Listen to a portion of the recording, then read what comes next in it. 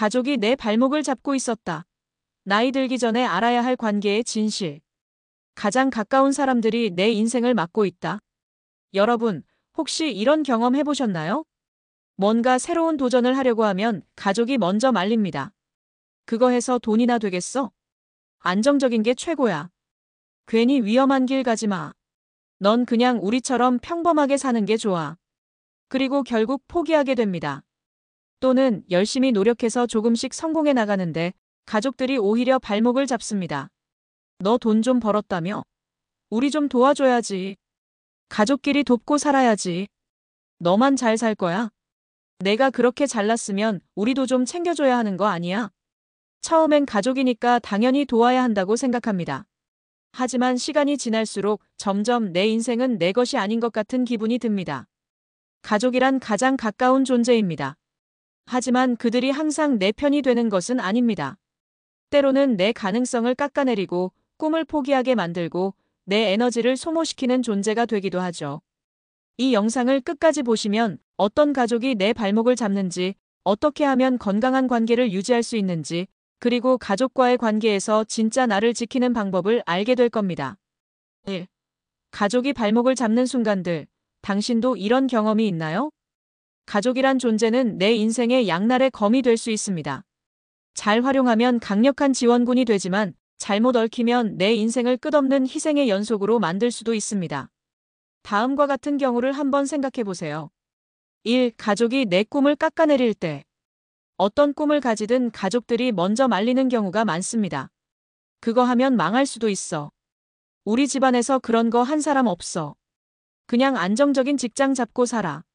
사실 가족이 말리는 이유는 내가 잘 되길 바라서가 아니라 자기들이 불안하기 때문입니다. 가족은 내가 안정적이길 바랍니다. 하지만 그 안정성이 내 인생을 가두는 감옥이 될 수도 있습니다. 내가 원하는 삶이 있다면 가족의 기대보다 나 자신을 먼저 생각해야 합니다. 2. 가족이 내 성공을 이용하려 할 때. 돈을 조금 벌기 시작하면 가족들이 이렇게 말합니다. 우리도 좀 도와야지. 내가 벌었으면 가족한테 쓰는 게 당연하지. 물론 가족을 돕는 것은 중요합니다. 하지만 그것이 당연한 의무가 되어버리면 문제가 됩니다. 가족과 돈을 섞으면 관계가 깨질 가능성이 높습니다. 가족을 돕는 것은 선택이어야 하지 강요가 되어서는 안 됩니다. 내가 돕고 싶을 때 돕고 그게 강요가 되면 선을 그어야 합니다. 3. 가족이 감정적으로 나를 지치게 할 때. 어떤 가족들은 끊임없이 불평하고 부정적인 말만 합니다. 넌 원래 그런 거 못해. 그렇게 살면 결국 실패할 거야.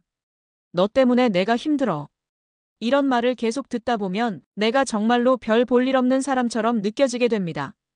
부정적인 가족과 거리를 두는 것은 나쁜 자식이 되는 것이 아닙니다. 내 삶을 지키기 위한 필수적인 선택입니다. 내 에너지를 갉아먹는 관계는 정리해야 합니다.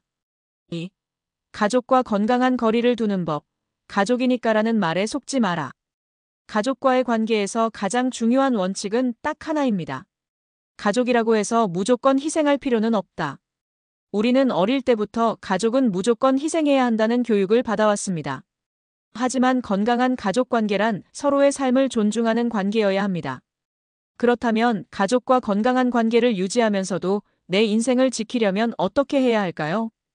1. 정서적 거리를 유지하라. 가족이 힘든 이야기를 하면 우리는 그 감정을 전부 받아들입니다. 하지만 그렇게 하다 보면 나 자신이 감정적으로 소모됩니다. 가족의 감정에 휘둘리지 말고 적절한 거리 두기를 해야 합니다. 미안하지만 그 문제는 내가 해결할 수 없어. 이야기는 들어줄 수 있지만 내가 다 책임질 수는 없어. 모든 문제를 내 것이 아니라 그들의 문제로 남겨두세요. 2. 경제적 거리를 유지하라. 가족과 돈을 섞으면 감정적으로 힘들어질 가능성이 매우 높습니다.